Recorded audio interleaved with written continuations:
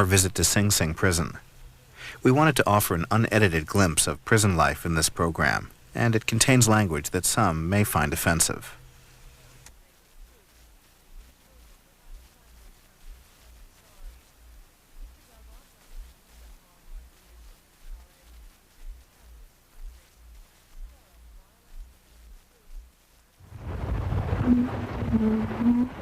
On May 9, 1831, French aristocrats Alexis de Tocqueville and Gustave de Beaumont arrived in Newport, Rhode Island to begin a 9-month tour of the United States with the official purpose of writing a report on the American prison system for their government. The report, entitled The American Penitentiary System and Its Application in France, was the result of Tocqueville and Beaumont's visits to 12 prisons in 7 different states and the District of Columbia. The first penitentiary they saw was Sing Sing. On May 29, 1831, the two men sailed up the Hudson River about 30 miles north of New York City to visit and study the prison located on the river's banks. They would remain there for 9 days. Recently, C-SPAN toured the same facility, talking with inmates, correctional officers, and historians about prison life and how the place has changed since Tocqueville's visit. Coming up, the prison today, and also a look at the old prison cell block where Tocqueville and Beaumont conducted their studies.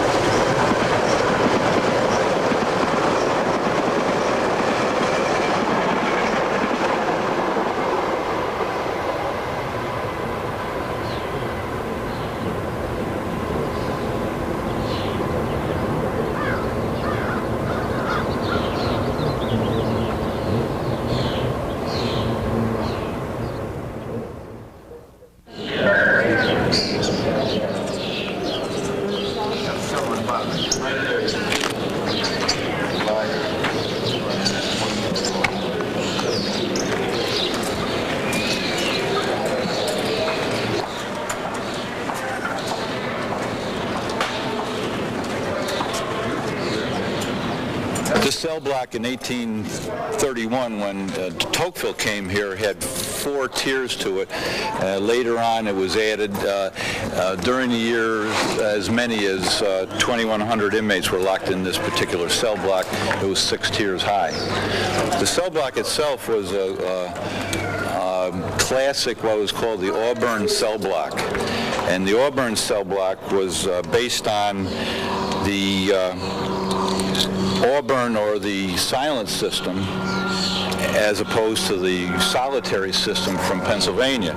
And the silent system was also a congregate system. The congregate system allowed inmates to work together during the daytime in common labor, such as quarrying stone or in the various shops in the facility. But at night they would come into this cell block and they would continue the so-called solitary system in the evening. Tocqueville felt very nervous in this setting because the inmates were so quiet during the day. There were no walls around this prison until 1877, and the only thing that kept the inmates from he felt from escaping or rioting was that they were quiet. They were totally separate as far as communication is concerned, and if there was any if anybody talked to anybody else, they were dealt with immediately with the cat o' nine tails, and rather severely. So they weren't. The inmates were controlled by fear, and Tocqueville felt that was a little precarious. The so-called Auburn cell block became the pattern as opposed to the Pennsylvania system in this country. And it's interesting to note that when we built the new prison up on the top of the hill in the 1920s, and the big cell blocks, A and B block, weren't completed until the 1930s, the construction of the configuration, the architectural configuration is identical to this cell block, which was built 100 years prior. So it's pretty interesting that they created this system and it carried on 100 years later.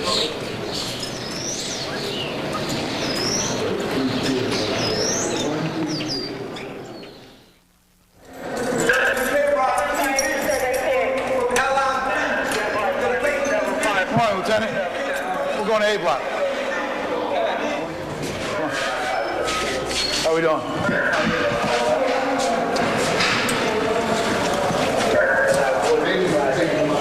This is we're still making our way through the prison to the big housing units. This is the trail the officer got to take. 4 or 5. This is what we call 7 building bypass.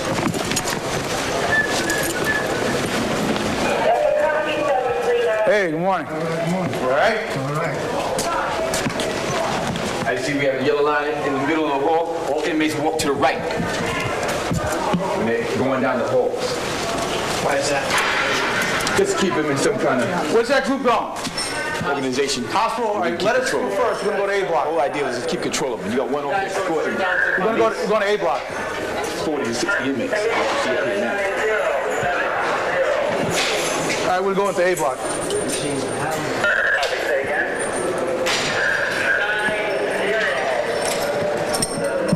It's the commissary area. This is where the inmates make their purchases. We can go in there later when we come out of A block. All right?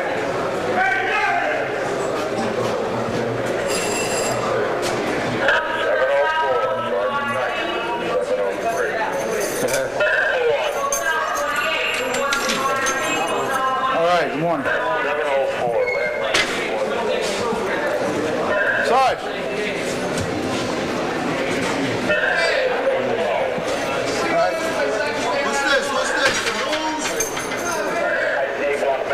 As you can see, loud, busy. Let me see what the census is today. Hey, what's our census today? What's our block census? 624? All right, we got 624 inmates locking in here today. All right, good. We didn't give you okay for it.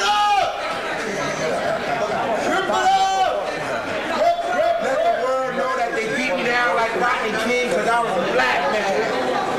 Rip it up!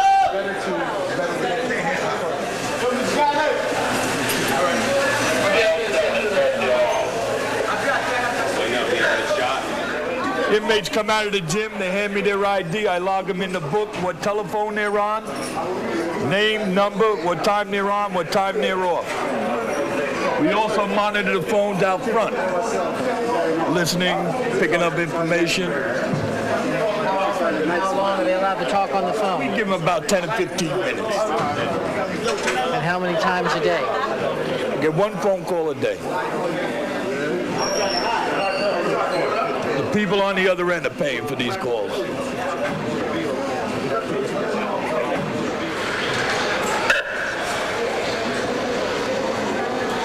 Take back to 743.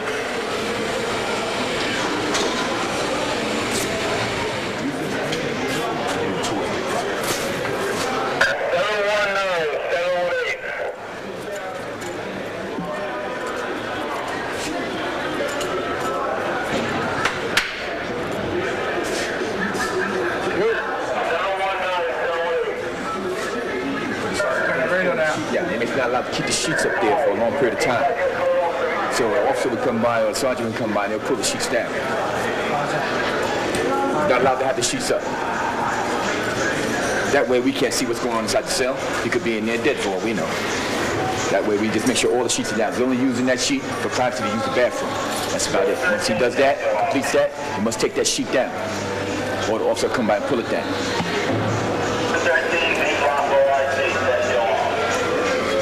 This facility here is a very tight facility, maximum A. Lock in, do, you don't, you stay locked out. Locked down, you know what I'm saying? And from there on, it's about programs. If you have a program, you go to your programs. If not, you have some people that consist of going to the yard.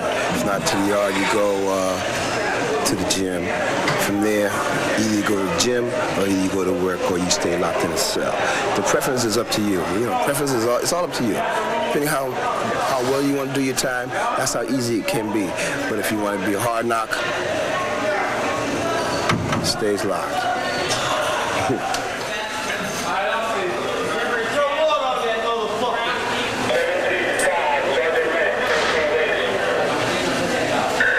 It sucks. This is not the place for anyone. As you can see, the living quarters is real messed up. You gotta be, in certain jails, you gotta be in your cell 23 hours a day. It's just, you know, it's real messed up. Grievances, everything, you know. This ain't the place. I got 9 years in for robbery in the 2nd degree. I'll be going home June 30th of this year. That was my 5th board, and I made it. So I'm proud of that. Cell, 6x9 cell. Yeah, some cells have, as you see here, they have a pipe where you can hang your clothes. Desk, table, bed, toilet, sink. All the rest is all up to you. You get it, you work for it, you got it. You don't work for it, you don't get it. Fan, lamp, books. See it all here? It's all here. All here. It's all you can work with. How many personal items and effects are you allowed to have?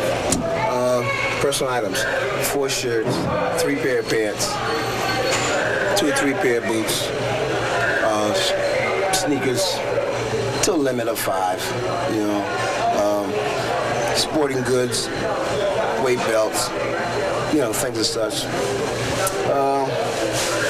Myself, I'm into powerlifting, so you can see I'm all about weights. You know, I do a lot of reading. See my books. I have books here. I have books underneath the bed. By me being a clerk, I have a large amount of papers here that I need on a daily basis. As far as that goes, it's one day at a time, and you stick to, I do my job, and that's it. Long, tiring, days get stressful, but you got to deal with it. You got to, not too much the officers you got to worry about. It's more the inmates want to come at you, retaliate, but we're not the ones who put them here. I guess it's just a lot of stress people deal with. they don't know how to alter their problems, so they just take it out the best way they know how.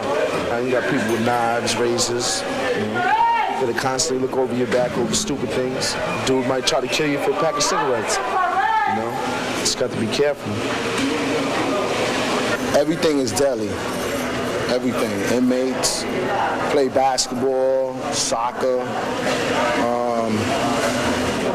visit a room together, draw, everything. Please get me out of this shit. There's a lot of problems, though. Cutting, stabbings.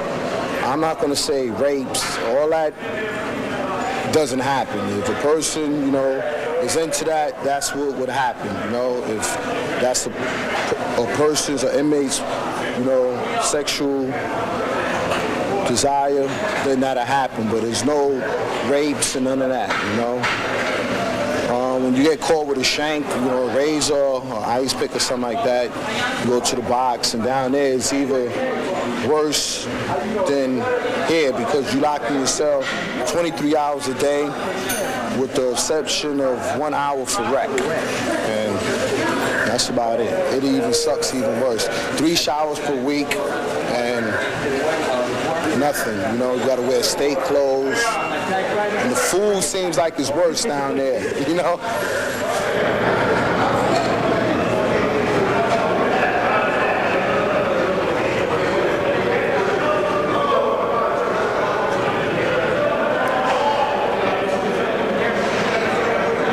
What the inmates do when they come in the mess hall, they each grab a fork, a utensil.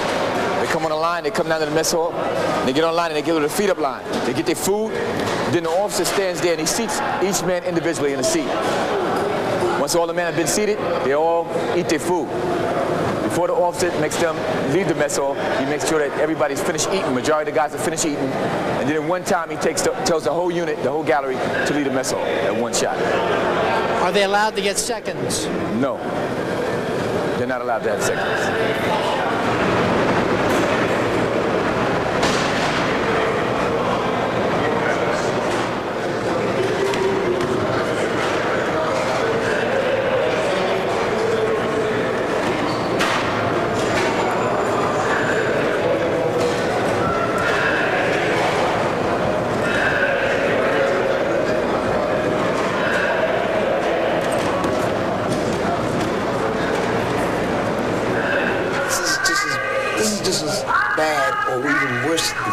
Because of being so congested with all types of mentality of people who've committed crimes, you have to watch your back as much as possible here.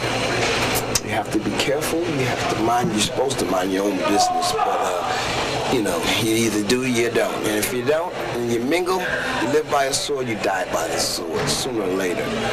Things happen here because of congested, overpopulated, not having enough to do, or taking on a certain action to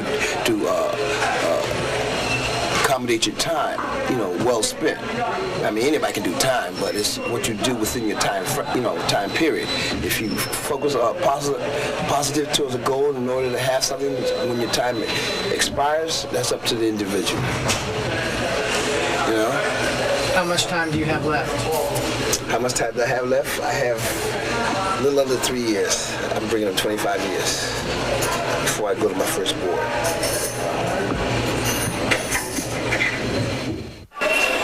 Let's let the officers through. Going on M gallery. I'm gonna hit M40.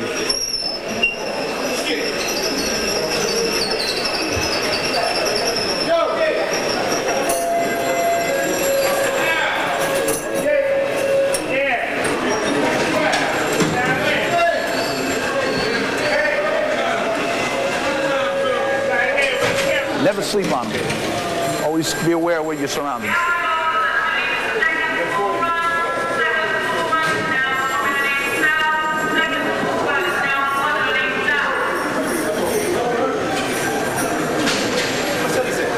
M40. So get some greens on, step out of the cell.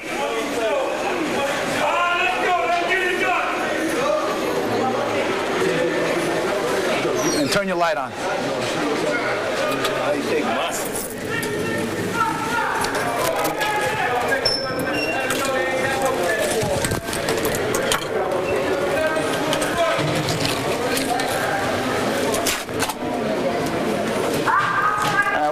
officer in here to search the cell. The cell is a routine search. It comes from the depth of security, the information to do a cell search. And we're looking for hidden contraband, drugs, money, weapons, anything that they're not supposed to have. Cell compliance. All the cells got to be maintained the same way. The officer here? Smithwick, he's going to do it? He's going to. We got 2 men to do it, sir. Okay. I don't want to hold him up. Let him in. Come on in. Knock it out. Okay. Both of you? Both of you do your thing. The regular routine cell set.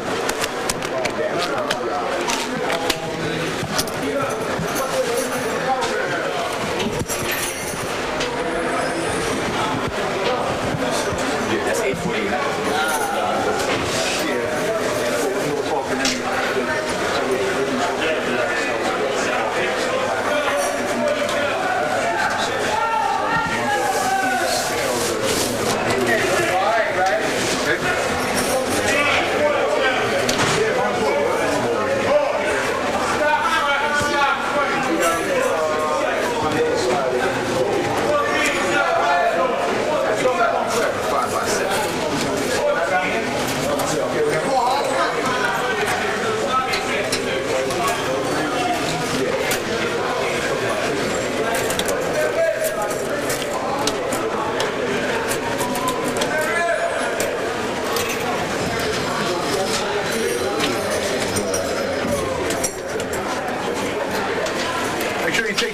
Off the bars too when you're done. The covering on the sink, make sure that comes down.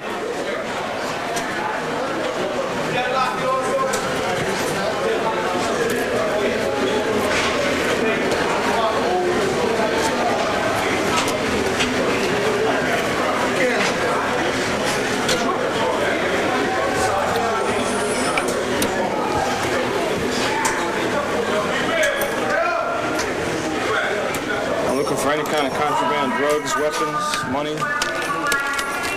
Taking cell section by section. As I'm taking things down, I'm placing it neatly. Checking each individual piece.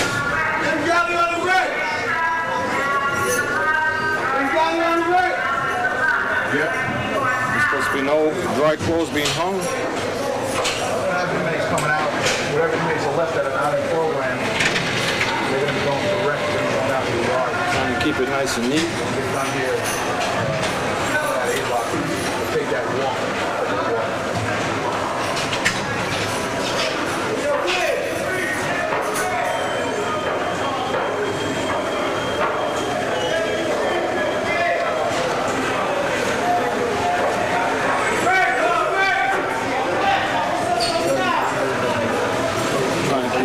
Same time.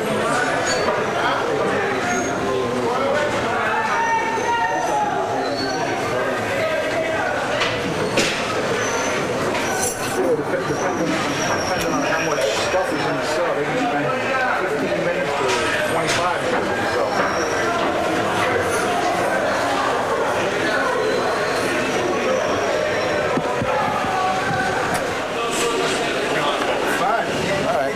Watch what he finds, what he takes out, frisk before he takes it out, and he's gonna go take a shower and go about his business, all right? Anything he takes out, as long as it's been frisked, you don't have to frisk it, all right? All right, officer, we're gonna take off, all right?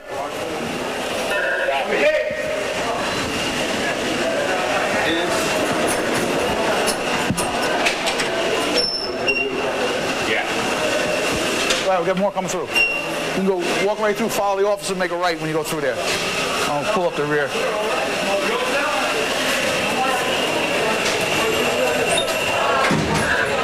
I'm gonna be honest with you. Sing, you got a lot of officers that bring in weapons for money, and you just look around, and you know, you see where you get weapons from, breaking them off things, sharpen them, and you know. In a way, this place somewhat helps you, but it makes you, it can damage you too, because you learn how to make weapons here, you learn how to conceal things, and you know, it's just, you know, I don't don't know. What type of problems do you have with correctional officers bringing in weapons or contraband? That question there is, I could answer it like this, okay? Given any type of environment that anyone will work in a security field, there's always the possibility that you will have that type of situation. And you address it as it happens. I cannot speak on what might pertain to this particular facility, but there's always a possibility that something like that can happen.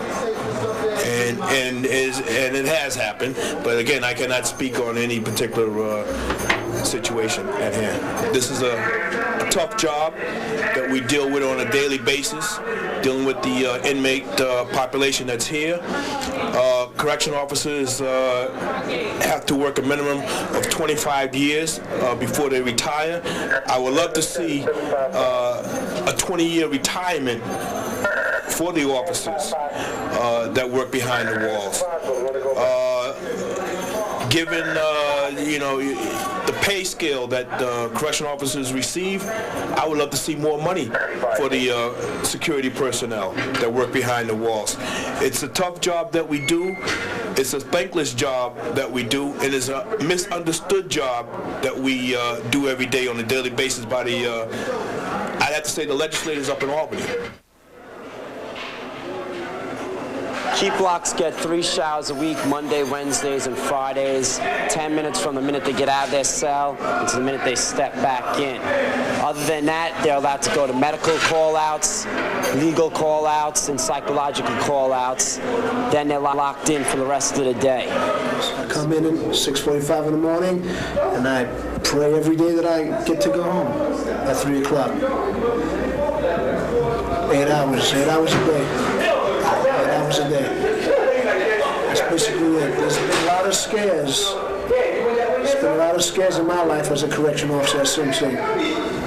You know, prison is prison. There's no prison that's a safe prison. Every prison is a dangerous prison, particularly a maximum A facility like Sing Sing.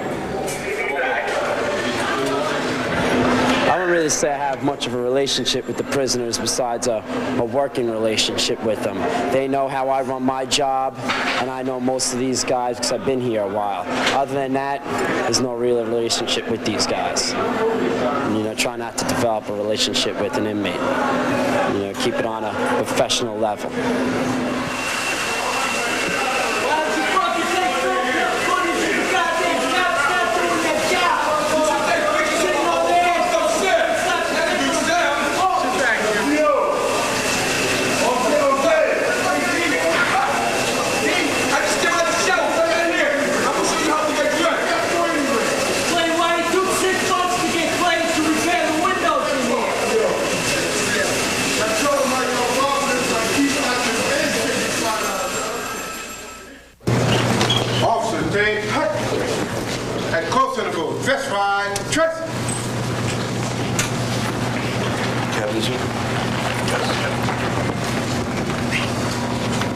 Ready, front. Eddie's. Zudo. Here. See me after lineup. Richard. Here. See me after lineup. Lambert. Here, sir. See me after lineup. Anybody that have a job? See me after lineup. Supervisor tonight, Captain Morgan. See Lieutenant Magwood has the house. Lieutenant Miller is in the field. Sergeant Webb in the box. Belcher has 5 and 7. Myers has the charts. Kerrigan is a tap in. Paulie and Belden in A block. Fulton and Belden in B block. Fulton and Brown in B block. Sergeant Algiers in the mess hall. All right, B block is still acting up a little bit tonight, but we're going to run regular mess hall. Give them an opportunity to do what they're going to do, or just follow the rules and regulations. We're going to run regular mess halls, get them in and out of that mess hall. We're going to run regular programs tonight. They're going to the yard tonight. We will have a camera up in the tower, and we're going to give them an opportunity to behave themselves, right? I don't expect a problem. They had 1 or 2 incidents today during the meal, but we're going to get that mess hall in there, in and out of there in about an hour to an hour and a half, right? One other thing, now they had a few incidents in the mess hall yesterday, and one of the officers wrote a misbehavior report indicated that the inmate brushed by me using his chest or something like that. If you have any incidents, make sure you tell your sergeant, I want, in any incident like that, I want a violent conduct charge on the misbehavior report. They're not charging them with the right charges. We can't tier it right. We can't handle it right. Right? If he's making physical contact with a correctional officer, I don't want to tip the mess hall. Let your area sergeant know, and when you write that report, make sure you either include assault or violent conduct. Very important, the main two charges. Lieutenant? Okay, there was 3 UIs today in B block.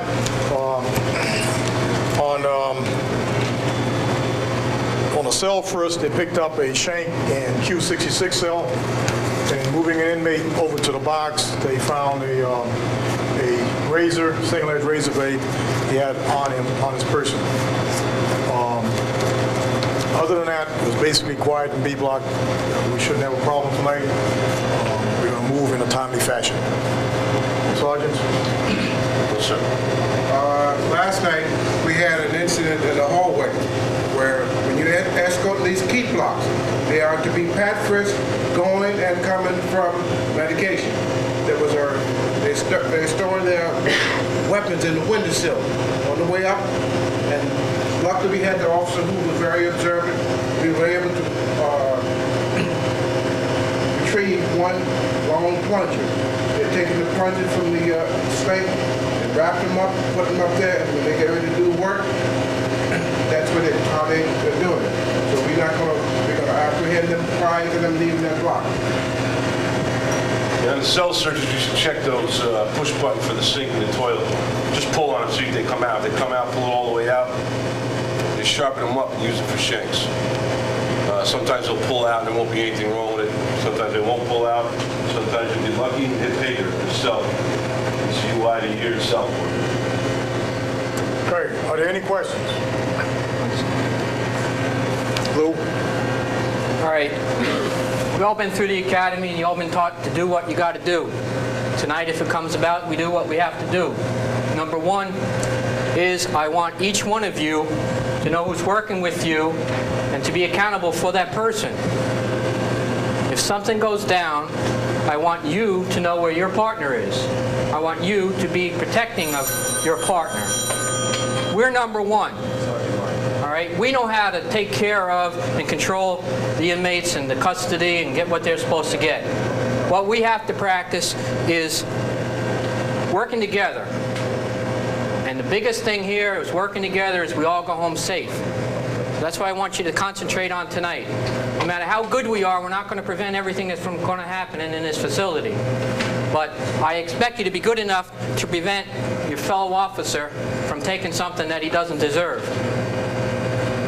Watch your back, watch your partner's back, watch your officer's back, and we'll all go home safe. That's what I gotta say. Officer, stand up. Have a safe tour. Good job. All right, here.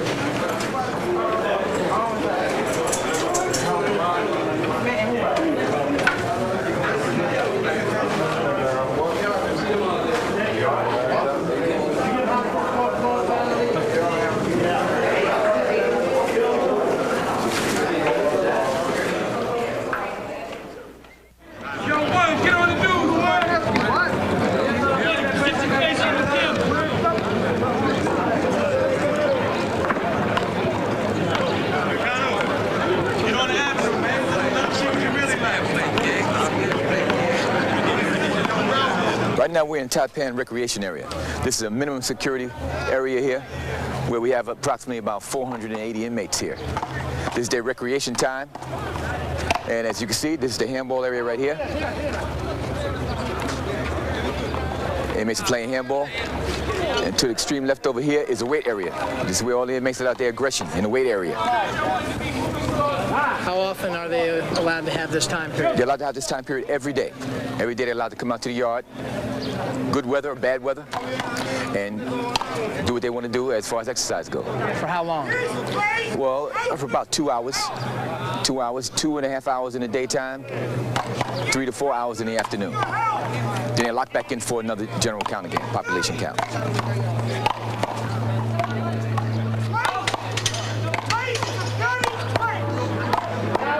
As you can see over that area over there, That's the maximum security inmates.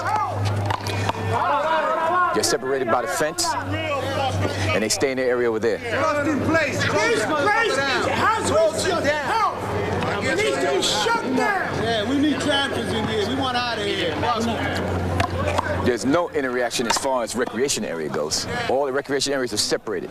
A block, B block, Taipan, they all have their own separate exercise areas where they recreation at. Now if they go to the chapel area, they can mix there, they can mix in the school, in them areas. It's the only way you're gonna have them mixing together. Peace to y'all, peace to y'all. Yo, we break the law, we gotta go behind the fucking wall. Superintendent breaks the fucking law and he gets transferred to another joint. What's up? That's right.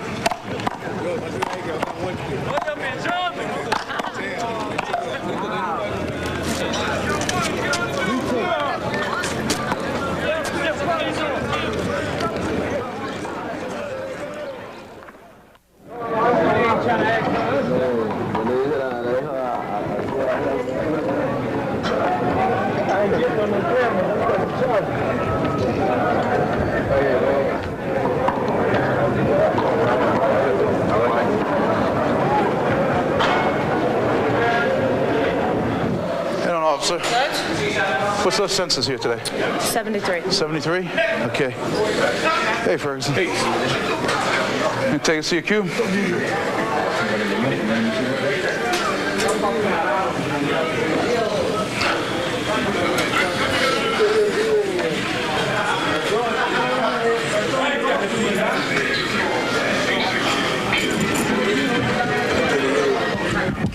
I don't want to do something a little spruce, you know. Tell us a little bit about that. Well, actually, it's not much to tell. It's pretty self-explanatory. Basically, this is your living space. Everything you own goes here. You have a locker. You can't have any pictures or anything up on the wall, so any pictures or anything you have go on the wall in your locker. Like that. Who's that picture? It's my wife. And, basically, I mean, this is it. Your bed, you can keep things under your bed, but you have a property limitation of how much you can keep under the bed. It has to be neat. You can't have things hanging all around and everything. What other type of personal effects are you allowed to keep in here? Basically, you have a limitation on everything you can have, from underwear to state-issue clothing to personal clothing. Anything that's in excess, if you're subjected to a search, then they'll take any excess property that you may have, or any property like typewriter. I have my typewriter here. I left my instrument up in the chapel, but all of those things have to have a permit, a slip that says that it's yours, has to be engraved. Any radio or anything like that has to be engraved, and if it's not engraved, if you're searched, then they'll take it from you. What about the bed? How comfortable is it? Well, actually, I had some chance to break this one in, so it's relatively comfortable. Some guys have the hard beds. Basically, all you have under here is springs.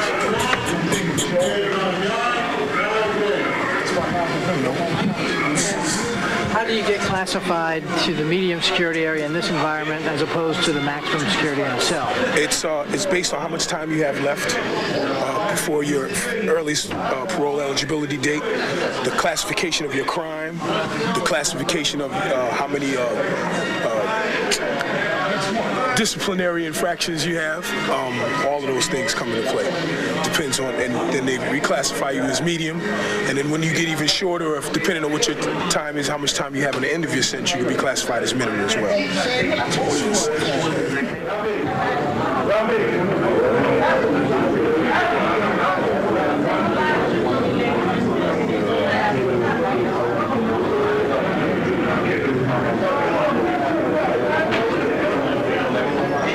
In my honest opinion, I got something to say. To a certain extent, there are a few differences.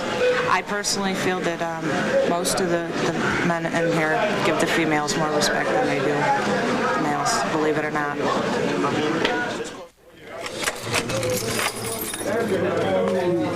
You ready to do it? Shut off TV. Watch your ears. On the count!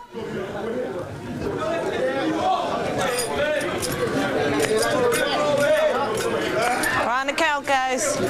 14, 15, 16, 17, 18.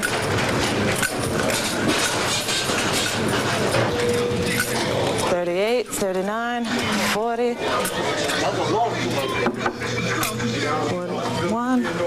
42, 43, 44, 45, 46, 47, 48, 49.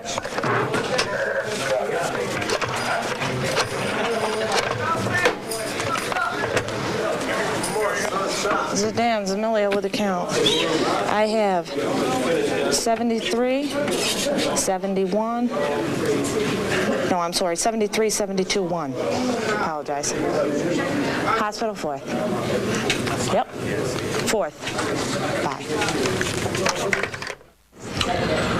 Well, down here is a lot better than up the hill. I mean, up the hill is a madhouse. You know, and, it's a little more comfortable down here. You have a little more freedom. You know, I mean, there's petty things that you have to deal with, but after you're in prison for a while, you're used to that. You know what to expect. And, you can basically stay out of trouble if you just mind your own business, really. And, but I'd rather be here than up the hill. What kind of trouble are you talking about? Talk about staying out of trouble. You know, when you get a lot of people living together like this, there's some violence and there's some drugs and stuff like that. You know, and but you can stay away from that if you want to. But there's always you have different cultures here. You know, you got black, white, Puerto Rican. A lot of times they don't get along. You know, they see things differently. But when you get down here, it's a little different. You know, you don't focus on that. When you're up in a max joint, it seems to focus on that. You know, and gangs and stuff. But down here, you want to stay here. You don't want to go back up there. So, I leave. I'll be out of here in '98. I've finished up with 13 years. So it's been a long time. 13 years. What was your crime, and what are you planning to do when you get out? My crime was manslaughter, and when I get out, I'm going back to work as a welding general construction. Something I did when I was out there, and I just continued more training at another facility before I came here. Just to keep my skills up to date. So I guess I'm ready to leave now. I'm just, like I said, I work in the mess hall, learn a little bit about food service, how to handle food and serving and so forth. Plus, like I said, I do the alternative violence program too, which keeps me pretty busy.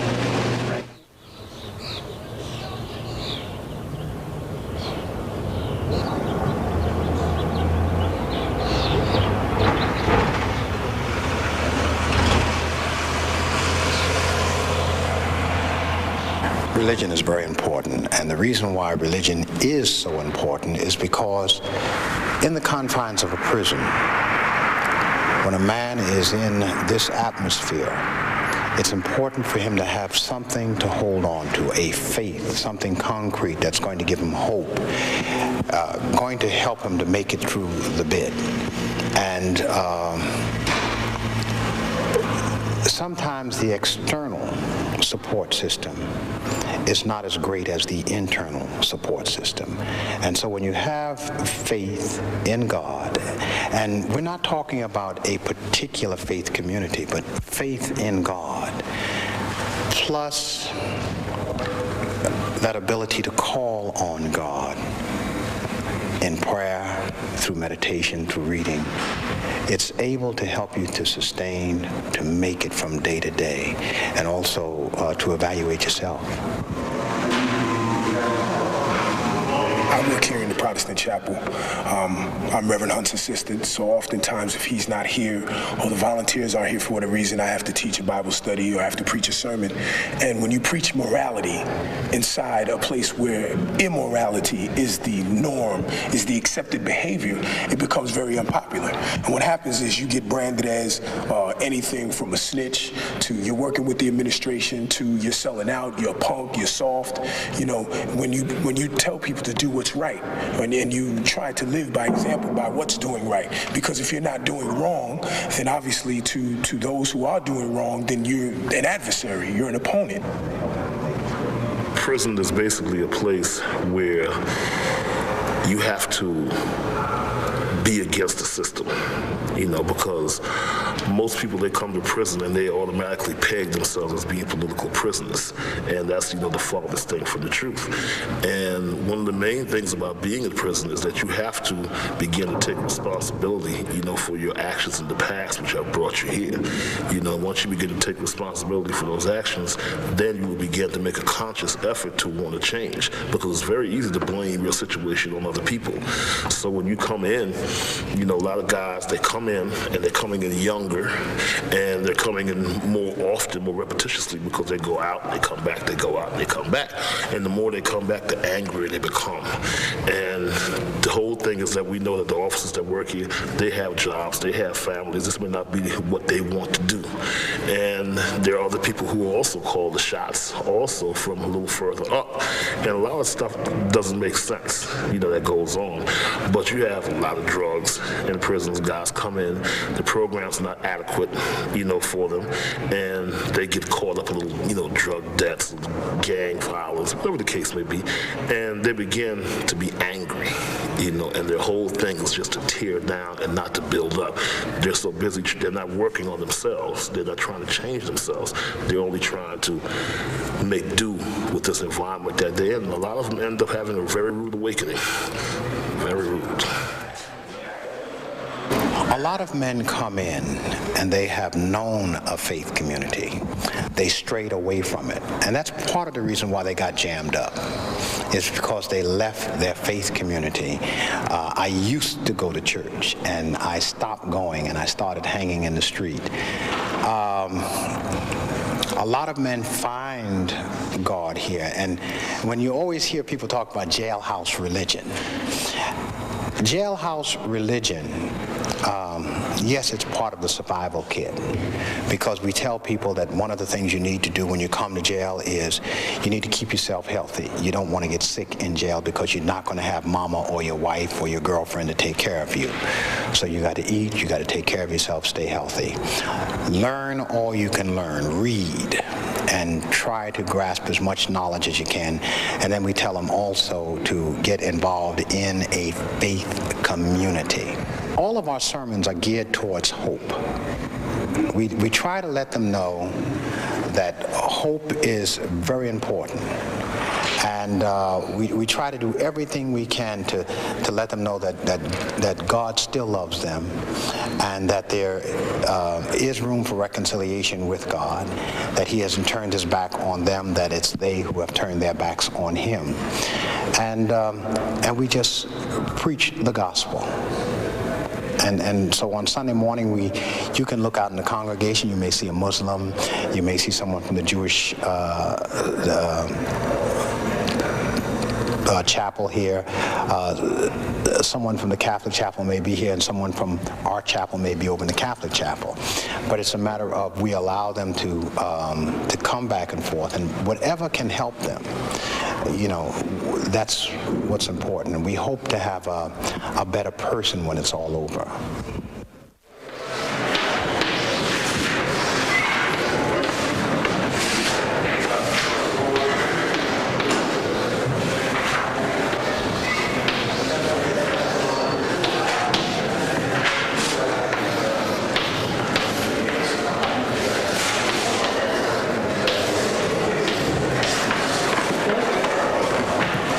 Me tienen que ayudar y me contestan, por favor.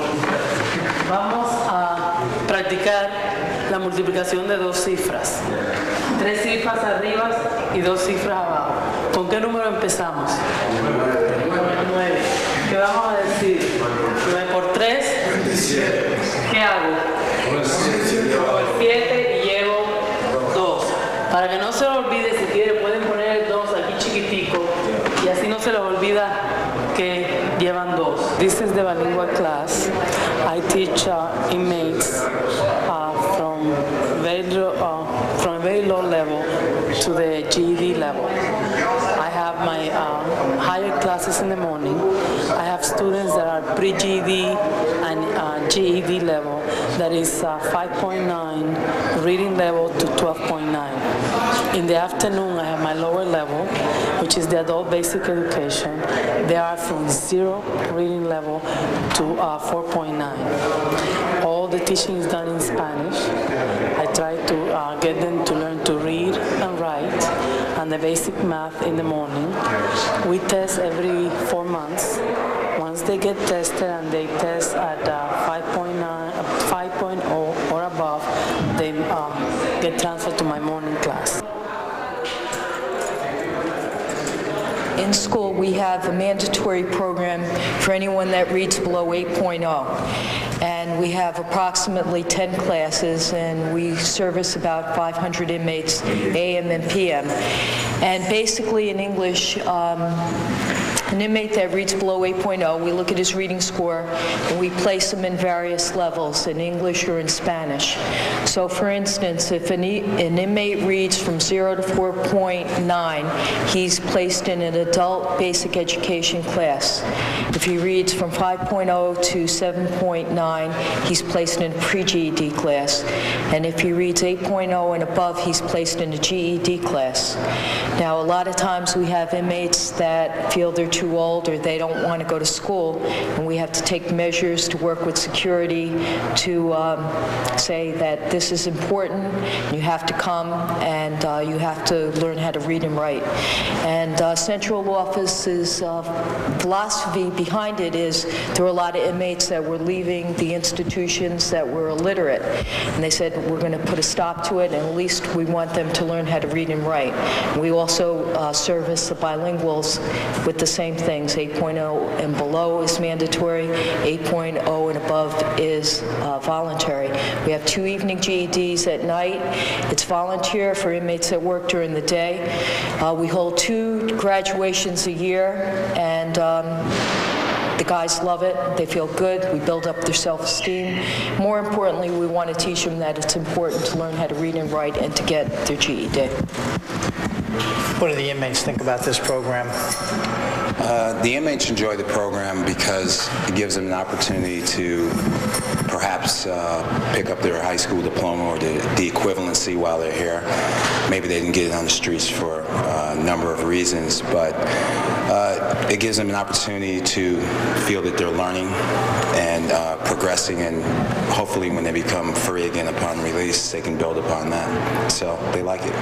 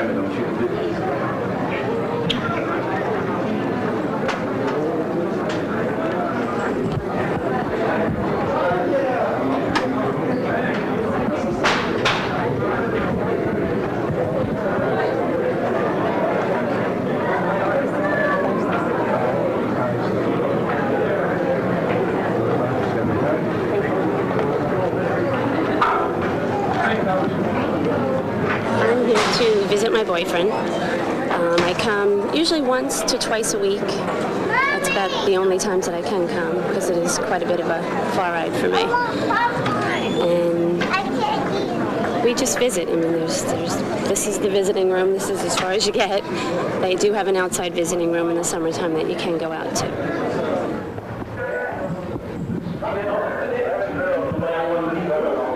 There's a lot of families. There's a lot of people with children coming in here to visit their father or who it be, and that's hard. You can see that it's a stress on the children, it's a stress on the family, but this is the only way. At least you can have a contact visit. At some prisons or some other ways, you don't have contact visits. All visitors remain in your assigned seat. All inmates stand, face forward, do not lean on tables and chairs for the 11 o'clock count.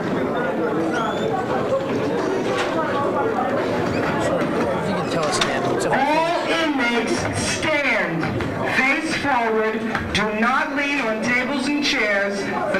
11 o'clock count.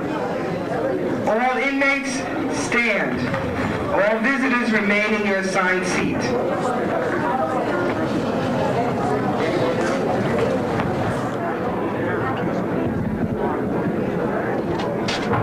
He was parole violated in December and had been transferred to a few different places. He will hopefully stay here because this is his home, as they call it, till October. And then after October, he will be on probation from October to April, and then that will be the end of his sentence. We miss our relationship that we had, the personal contact. You don't have that. You have no spontaneity. You know, it's the time that you're here, your time is spent talking about little things because you miss each other so much, but you don't have major conversations, or you just miss that everyday life. You miss that everyday being with that person as much as you can, especially when you care for them and you love them. It's very hard. It's very, very hard.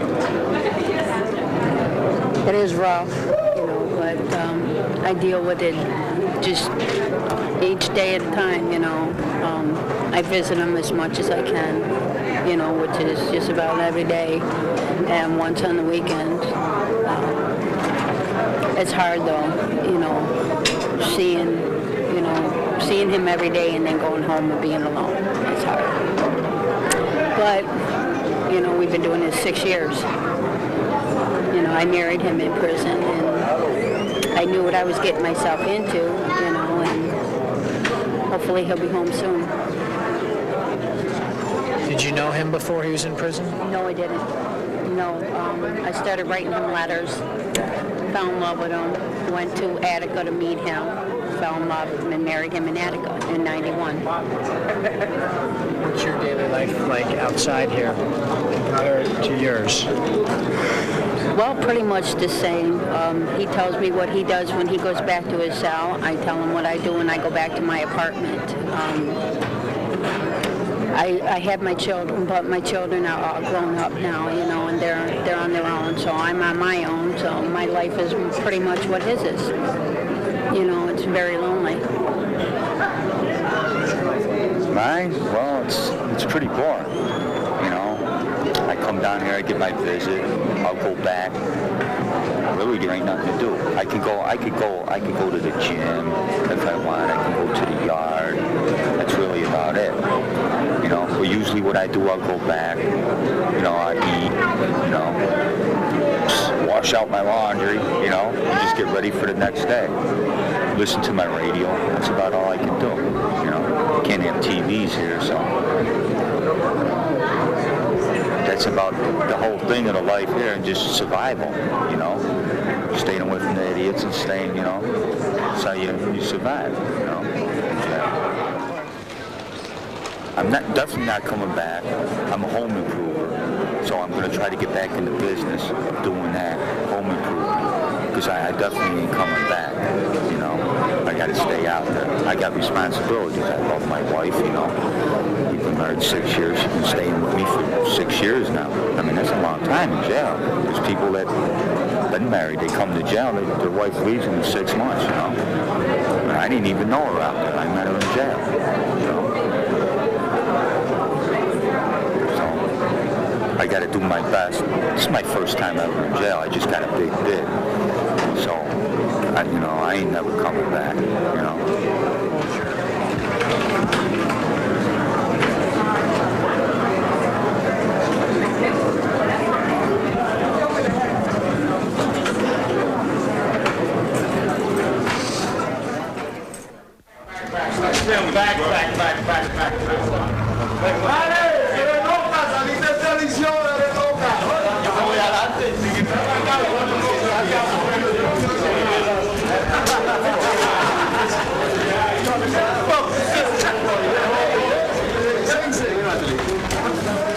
lot of different mentalities, first of all.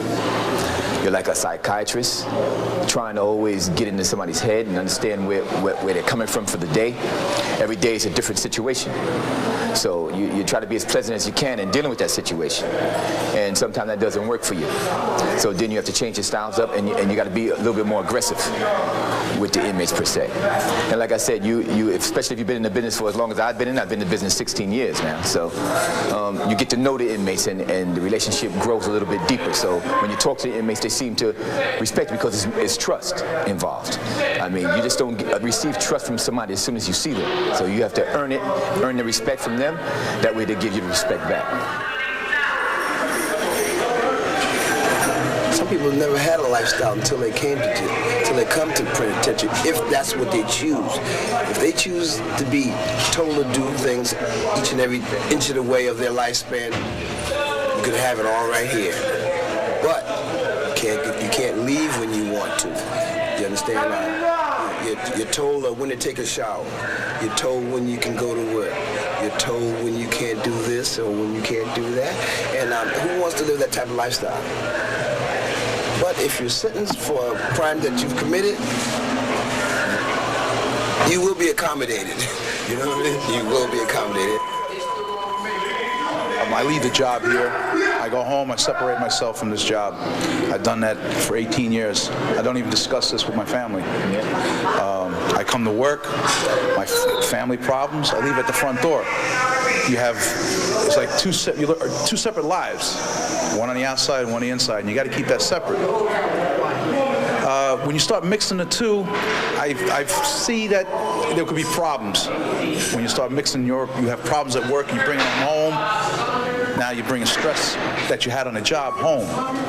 And you have enough problems at home. You don't need the job to bring that, make that atmosphere worse. So I keep it separate. It's easier for me. That's how I deal with it. At this point, I've been in prison about 7.5 years. I've been in Sing for almost 6.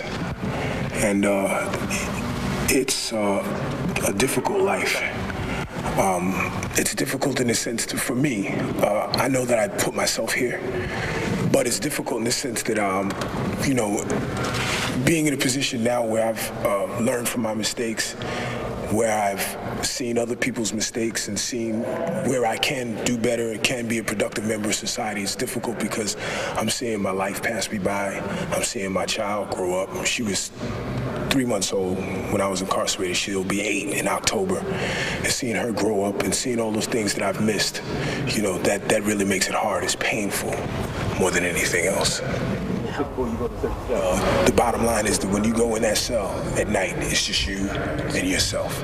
And the problem is a lot of guys can't deal with themselves. They're guilty for what they did. They feel bad about what they did, but they don't know how to express it. They don't really understand what true remorse is. They don't understand it. You understand? So when you go in that cell late at night, you're in there by yourself. It's just you and your crime. And that's the most difficult time of the day for anybody who's ever been in prison.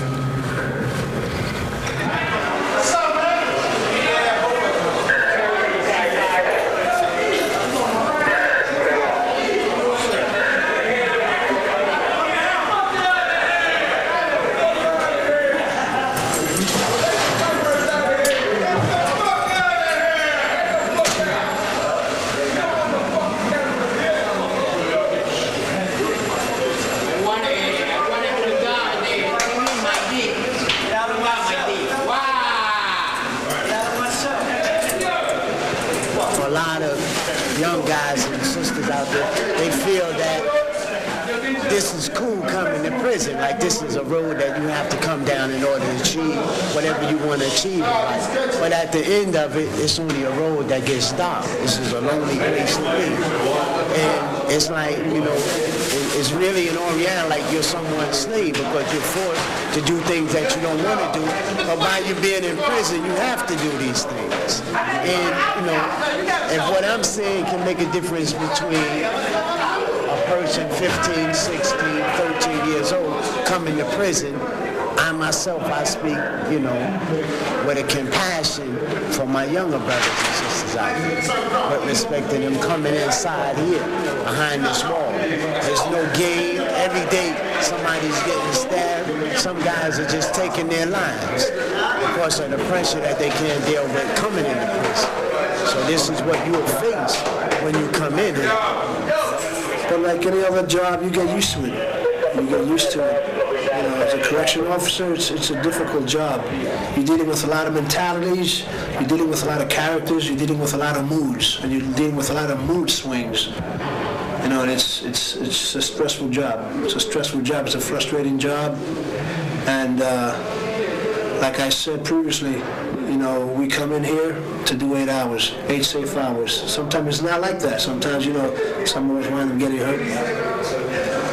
And when one of us gets hurt, we all feel it. You know, that's how it is in law enforcement. That's how it is behind the walls. Just not to have your freedom is like, I mean, so what? We watch a little TV. I mean, you need to do something. To wake up every morning, I mean, you know, the same routine, you know, and like, for instance, I had a death in the family the other day. Now, I would like to be there for my father, but I can't, and that's difficult. I mean, I'm going to be able to go down to, my grandmother died, go down there for an hour, but it's not the same. You know, now is the time when he would need me, and I can't be there. You know, but that's not society's fault, that's my fault. But still, I mean, it's not, we really don't have as much as, you know, people think in here. So it's not, I don't think, like in the 60s it was a little different. People were sentimental toward prisoners, but that's all changed because of so much violence. And I understand that. You know, people see a woman getting raped or an old lady getting beat up. You know, I mean, how are they going to feel? You know what I mean? I can understand that. I think that they judge crimes that are minority crimes, like, you know what I mean, that don't happen. A lot of people don't beat up old people or rape women. You know, that's a small minority of people.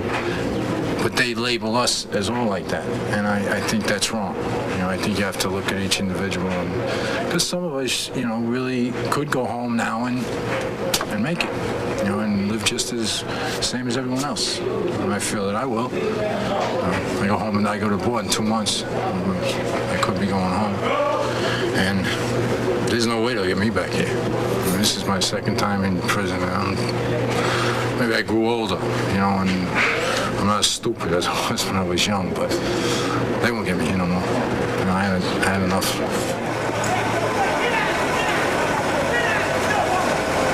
Seen younger crime inmates coming in younger, more violent, without respect.